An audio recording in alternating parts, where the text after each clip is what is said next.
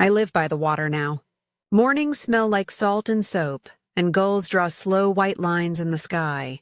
People see me walk the shore, then sit on my porch with thread, needle, and scraps of cloth. They think I'm only making quilts. They are wrong. I am finishing a story, and every stitch is a page. Don't believe in fairy tales. The most terrifying monsters do not hide in caves or under beds. They sit in bright rooms. They shake hands on Sundays. They wear medals, collars, black robes, and warm smiles. And they expect us to stay quiet. My name is Jane. I am 78. I learned long ago that a soft voice can carry a hard truth, and that a steady hand can hold a blade made of paper. If you are listening from anywhere in the world, I want you to do one small thing right now. Breathe in, breathe out. You made it here. That matters. Then, if you can, leave a comment with the country or city where you are watching from. Some truths should meet in the open, not hide alone. On my porch table sits a small box, the color of unpainted wood. When I lift its lid, you can see a single old photograph. 8 right hands resting on a table. Each hand wears the same ring, silver with a tiny leaf. When I touch the edge of the picture, the sea sounds louder. And I remember Maple Creek, the town that taught me what power looks like up close. People say time heals. I don't know. Time teaches. It taught me how power pretends to be kindness, and how paper, when it is honest, or even when it is planned with care, can defeat pride. You'll hear me say that again. Paper beats pride. There is a line my mother said when I was small, and I will say it to you. Never let them take your knowledge. She meant books, school, the way truth fits together. She meant that even when you have nothing, you can hold one thing tight, what you know. This is not a story of a gentle wave. It is a story of a storm, and at the center of that storm, a girl who would not break. Stay with me. I will show you the rings, the promises, the ledger lines, the ally who opened a door, and the night a powerful man realized a quiet girl had sharper edges than he guessed. Before I take you into the dark, I will give you light, how life was, when it was still simple enough to taste. Maple Creek sat far from big highways. Cornfields ran like green rivers. Our farmhouse had a long porch that hugged the front like arms. My father worked with wood. His hands smelled like cedar and pine sap, and he could hold a birdhouse the way other men held babies. Soft, proud. My mother taught at the school. Her voice could be milk and it could be steel. I learned to love both. Sundays we ate at my grandparents' big house. The table was heavy oak. My grandfather Ernest owned land in the store. Men tipped hats when he passed. My grandmother Clara moved like a ghost that cleaned. She folded corners, smoothed tablecloths, and swallowed words. When I was 10, I learned that adults and stories both have two sides. There was the warm Sunday, and there was the barn night. 8 men met there every other week. They called themselves the Oak Circle. Sheriff, judge, priest, doctor, banker, mayor, land baron. And my grandfather, they had a ring, silver with a tiny leaf. They laughed loud. The barn door shut. The whiskey came out. Children were told to sleep. A ledger lived in the bottom drawer of my grandfather's desk. I didn't see it then, but later I would. Names, amounts. Favor owed. Land south. Eldest daughter. Permanent silence. Grown people like to hide ugly things behind tidy words. My mother avoided those nights. She pulled me close. You stay in your room, Jane, she said, and her voice was steel. When I asked why my father didn't go, she said, Your father is a decent man. She didn't add the rest, but I could feel it beating in her chest, and decent men are not always the ones in charge. Life was school, chores, games in the cornrows with my friend Celine, the baker's daughter. We made rag dolls, gave them names, made up futures for them. Nurses, teachers, ladies with good shoes. I made my dolls a promise. When I grew up, I would wear my own name like armor. Then my mother began to cough. First a soft cough, then a cough that bent her in half. Dr. Nicholas came. He said long words and short comforts. My father sold a small plot to pay for medicine. My mother's hair grew dull. She still smiled at me with her eyes. "Never let them take your knowledge," she said again, and put a book in my hand. Winter came hard. The wind pushed through cracks like cold fingers. When the cold finally left, my mother did not. We kept the wake at home. People brought pies and long arms for my father and short words for me. I wore a black dress she had sewn for a party. It hung wrong. Grief hangs wrong on a child. My grandfather stood straight. He told neighbors I would live with him now, for supervision. The house decided around me. I did not. This is one way power works. It speaks as if there are no other voices in the room. That night, the men gathered. I lay on my bed with my mother's shawl. It held her faint smell, soap and bread. I listened to glasses below. Laughter. Doors. There are nights that split your life into before and after. The door opened. A shadow filled my room. A voice of whiskey and smoke said, "Little princess." And the world tilted. I will not put gore in your mind. You do not need pictures to understand harm. You only need to know this. The men who should have protected me stood in a circle, and the leader was the man the town respected most. They called it tradition. They called it honor. They called it a private farewell. They used names that made horror sound noble. When I tried to scream for my father, someone laughed and said he would not wake. "A little something in his coffee," another man joked. The priest said God forgives many things. The judge said big words about vows. The mayor told me I should feel lucky to be included. They used religion and law and office like props in a play. Inside my chest, something moved. A small, cold animal went still. I felt it pull tight like a wire. I looked at each face. I made a map in my mind. I memorized the rings, the lines at the mouth, the small scar on the banker's cheek, the mole near the doctor's ear. I said nothing. I promised. When it was over, I found a corner inside myself where the air was thin but clean. I stayed there. I learned how to fold my fear until it looked like silence. And in that silence, I made a vow only I could hear. I will survive. I will learn. I will not strike with fists.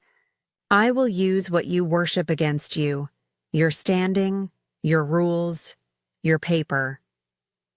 Later that week, in my grandfather's office, I found a photograph in an envelope under old bills.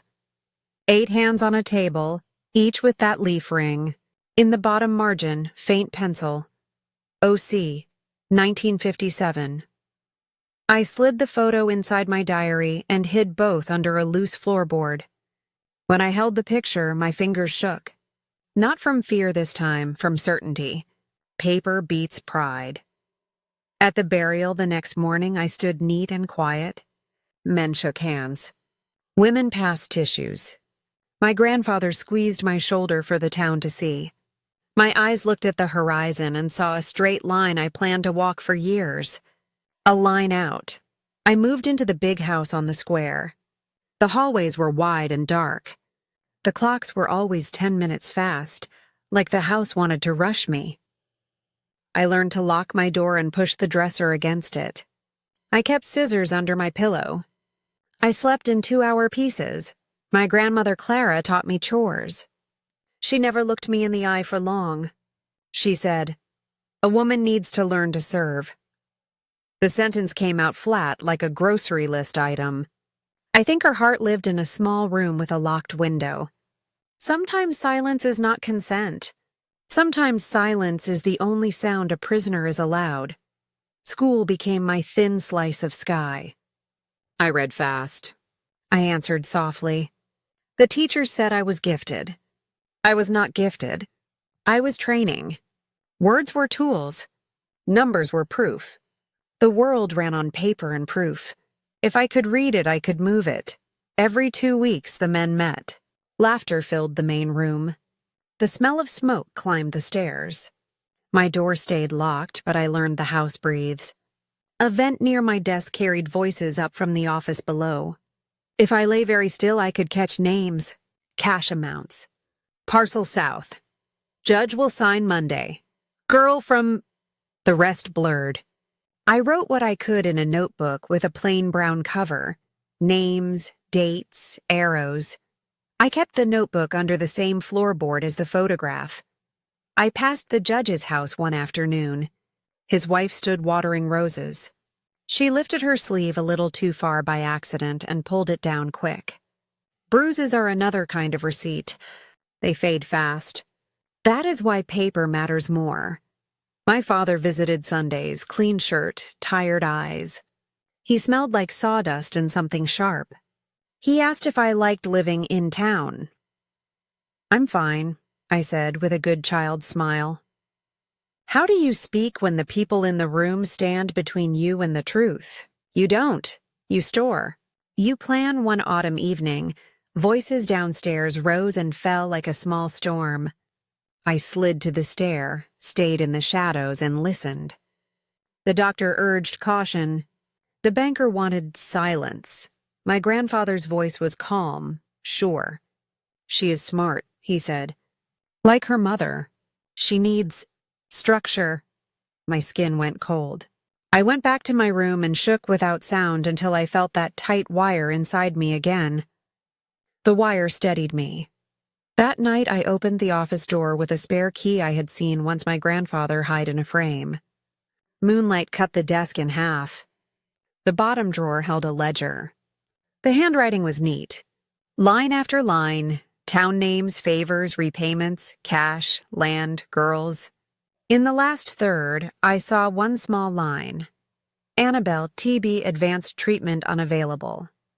A lie written in a neat hand is still a lie. I turned the page. In the back of the drawer, an envelope held photographs. Enough to explain why girls at school disappeared for weeks and came back with eyes like glass. Footsteps. I slid the photos back, but kept one, a clear shot of the rings and faces, folded inside my sleeve. I hid behind the curtain and did not breathe. The door opened. My grandfather stepped in, robe open at the neck, glass in his hand. He checked the desk. He paused. The phone rang in the other room. He left. I counted to 100, then 100 again, then returned the ledger and slipped upstairs on feet that felt like air. Under my floorboard, I flattened the photo between pages. I wrote 3 words under it. Paper beats pride. When I turned 15, the house threw a party for itself. 15 years of the Oak Circle. 3 guests came from the city. A state senator, a circuit judge, a man who built roads. The room smelled like power and citrus cologne. I wore a plain dress my grandmother left on my bed. It was tighter than anything I owned. I breathed slow so I would not float. I stood by the tray with the heavy crystal. I poured whiskey and water. I made my face a quiet place where men did not see themselves. The senator watched me with eyes that wanted me to feel weak. He moved like a man who never hears no. Later, my grandfather asked me to show him the study with the special liquor. The door closed. The senator poured his own drink. He told me my grandfather had praised me in meetings in Chicago. He said secrets pleased men like him. He stepped close. His breath made my stomach knot. I looked at the bronze letter opener on the desk. It lay still and straight like a sentence. Take one more step, I said, and surprised myself with how steady my voice was. And this night ends for both of us. He laughed once, sharp. Rage curled his lip. Then he saw my eyes and stopped. What documents? He asked. I chose a bluff and stood inside it like a doorway. The ones that show your campaign money is wrong. The ones that tie your friend's company to bribes for the new highway route. My grandfather keeps them here to keep you obedient. If I scream, if anyone comes in, he'll open that drawer to calm things, and everyone will see. He watched me the way a hawk watches the line where the field meets the road.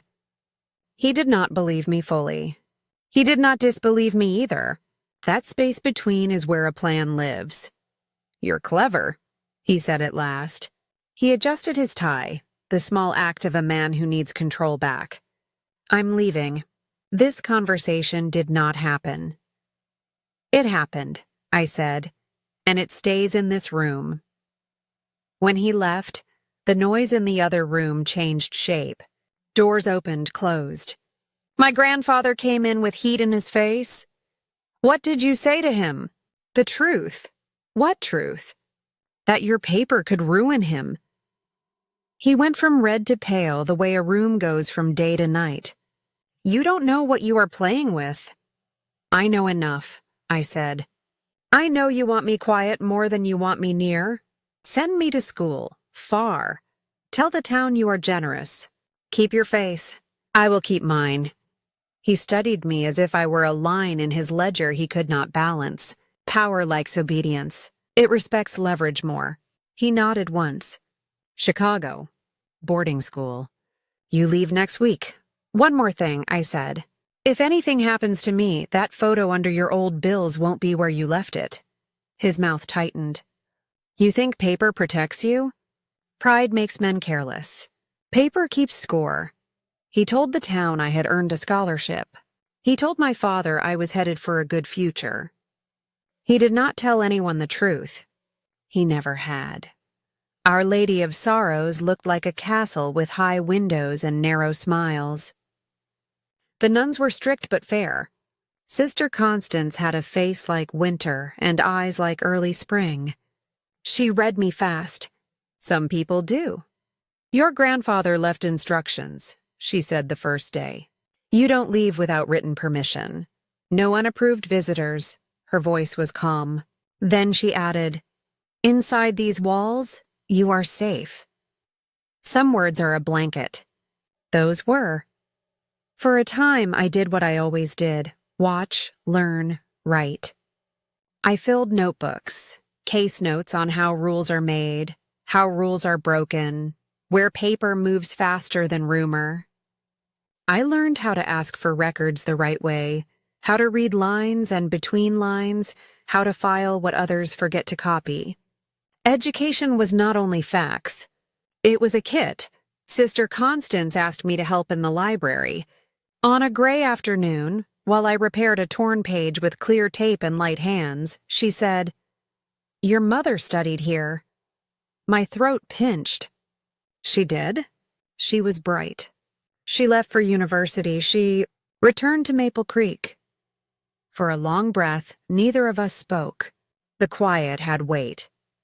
"Mother," I said at last, my voice small on that word. "I need to tell you something." 8 men. A ring with a leaf. She closed the book. She folded both hands. "Go on." I did. "I told everything. Not with gore. With dates. With names. With rooms and smells and the way the vent carried voices. With the sentence paper beats pride said soft but certain. When I finished, her face held outrage and control, like a woman standing between a storm and a child. "I can help," she said, "not as a nun only, but as a woman who should have helped sooner. My brother is a prosecutor. He does not need your name to look at what can be looked at." "No official charges yet," I said, my hand shaking but my tone calm. "They will shut it down.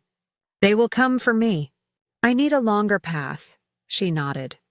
"Then we do this the long way." That night, I slept without the scissors under my pillow. I put them in the drawer, next to a clean notebook with a label on its cover, "The Fall of 8." Page 1 held a list: doctor, sheriff, banker, mayor, priest, land baron, judge, Ernest. I started with what I knew. Who had records? Who had enemies? Who had made mistakes so big they needed more than a closed door to hide? I studied law. The school helped me take early classes at a nearby college. I learned Fed. I learned how agencies speak to each other and how they do not. I learned the forms you file when you want to be ignored and the ones you file when you want to be read. Sister Constance's brother, Elias, did not get my whole story. He did not need it. He received questions that sounded like any citizen's questions. Is Dr. Nicholas attending the Midwest Medical Conference? Are there outstanding complaints against the sheriff? Are there irregular loans at First County? He sent back what any good office would send: public schedules, rumor trails, places to look. I saved bus money. I learned the city in small circles: library, courthouse, payphone, back again. Payphones became my voice. A quarter could move a story farther than a scream. There is a truth you can hold. Help does not cancel harm, but it can carry you across a weak bridge. Constance gave me a steady plank. I kept my eyes forward and walked. Chicago taught me speed and patience at the same time. In class, I learned elements, burdens, and standards. After class, I learned where truth hides: inside forms, in footnotes, in the gap between what a man signs and what he actually does. I worked in a law library at night. I shelved reporters and memorized where cases lived. I practiced writing letters that sounded polite but sharp. I learned which requests to send by certified mail and which to hand carry to a sleepy clerk who would stamp them without looking up. Sister Constance checked on me by phone once a week. We never said Maple Creek. We said the old place. We never said names. We said Stone 1, Stone 2, Stone 3. I built a small circle of classmates who loved paper like I did. We traded notes about agencies. We practiced FOIA requests like other students practiced moot court. We learned the wait times, the common excuses, the exact paragraphs to quote to get a reluctant answer. At a diner near the courthouse, I met a reporter who still cared about real stories. I did not give her my past. I gave her puzzle pieces and let her think she found the picture. She taught me how a tip becomes a headline without the tipster becoming the target. At a payphone, I dialed a number written on a torn receipt: the State Medical Board. Hypothetical question, I said, and described a doctor who held too much power in a small town. How would one file a concern in a way that does not ruin a victim twice? The woman on the line sighed, then gave me the path. Paths matter. At night, I spread folders on my small table. I wrote names on sticky notes and moved them like chess pieces: doctor, sheriff, banker, mayor, priest, land baron, judge, Ernest. I placed the doctor first. Not because he was easiest, but because he had touched the most lives with a calm face and clean hands. Some stones start avalanches. Dr. Nicholas liked conferences. He liked applause in hotel ballrooms. He liked women to call him doctor for longer than the exam required. The program list said he would speak at 7:30 p.m. on rural care. I saved 2 weeks' pay and bought a simple maid's uniform from a thrift store. I practiced moving like I belonged without speaking. I learned how to push a cart like I had done it for years. In the mirror, I made my face plain. Hotel staff noticed confidence in badges. I had one of those. Confidence is cheaper. At sunset, I rolled a cart past his door, stopped, and knocked lightly. No answer. Inside, the room smelled like aftershave and paper. I slid a slim folder beneath the mattress, flush with the edge, where a man's hand might go if he hid things in the dark. The folder's title page looked boring. Patient complaints. Summary. The pages inside looked loud. Specific names, dates, whispered payments in back rooms. Some parts were true. Stories Sister Constance had collected. Some parts were placed to ensure the right people took it seriously. The right people do not always act for the right reasons. Sometimes they act to protect themselves. That still changes things. 2 days later, a headline traveled faster than rumor. Prominent country doctor named in complaint review. The board opened an inquiry. The reporter asked better questions than most. Patients spoke in careful voices. Local women whispered in lines. An anonymous tip reached a city editor who did not owe favors to small-town men. Dr. Nicholas took leave for health.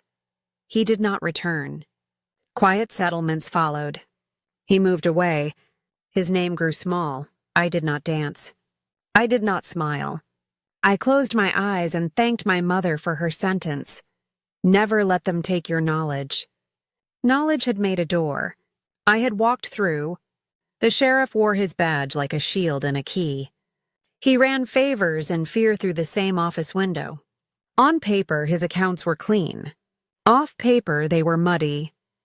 Elias, the prosecutor, already suspected something at the county level. He did not need my story. He needed a nudge to watch the right dates. I mailed him clippings, traffic stops that became cash, impounds that became missing, seized goods that never reached the auction list.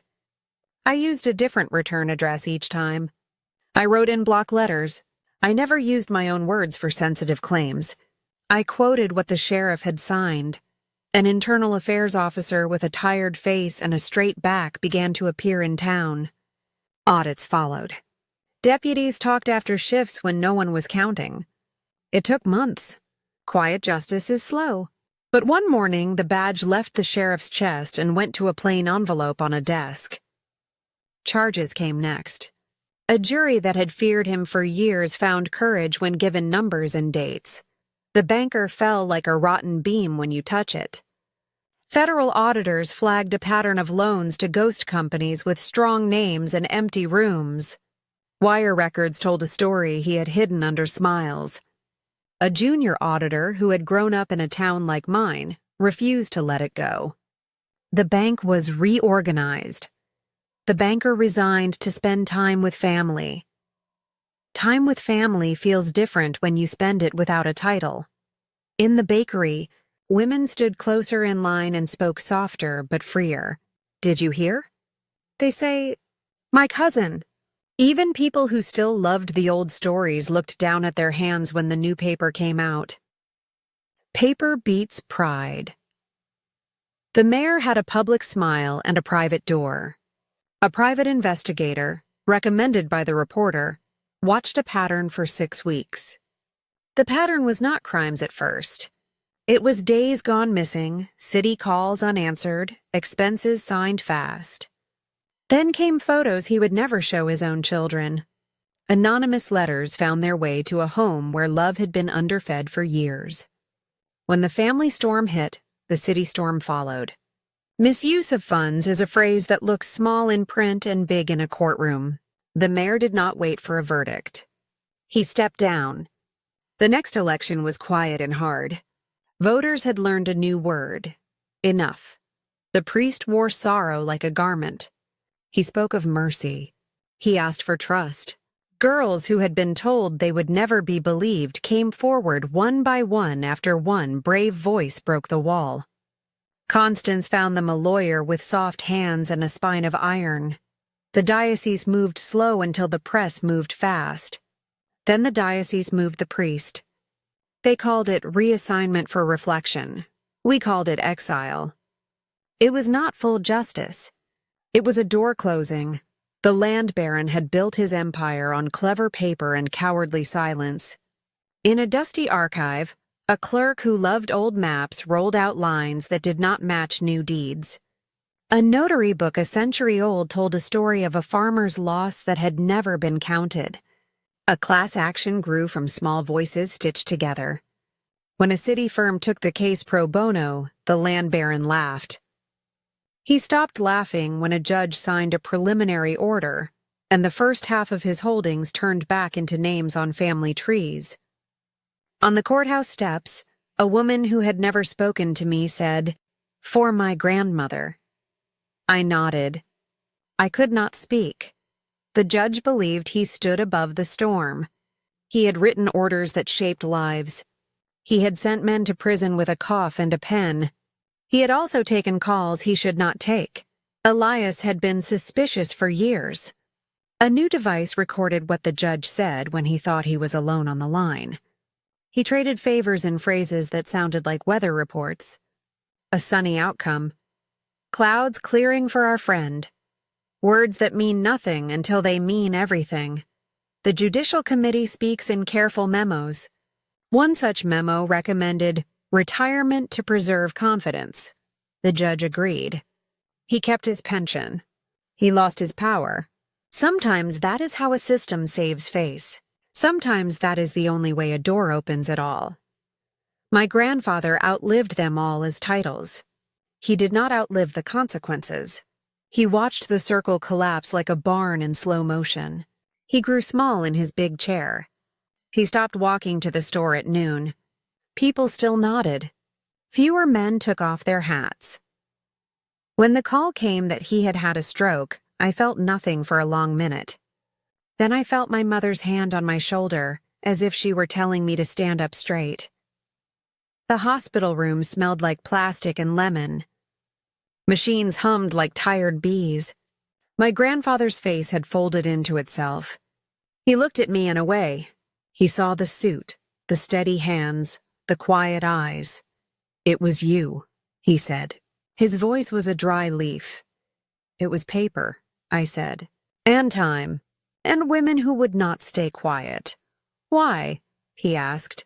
"Did you not simply live your life?" "I am living it," I said.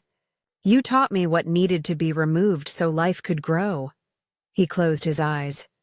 "You are stronger than your mother." "No," I said. "I had an ally. She had fewer doors. I stood. I put my hand on the rail and then I took it away. Words can be a touch. I left him with his machines and the weight of his name. He died that night. The paper said, business leader. The wind said nothing. I did not win by watching men fall. I won by standing up every day and building a life they could not take. I worked small cases where small meant everything. A child taken from a house where love had a lock. A woman given a paper shield called a restraining order. A grandmother who needed a lawyer to keep her home. I married a gentle man with kind eyes who taught history and listened like it was a job. We adopted a girl with quiet feet and brave bones.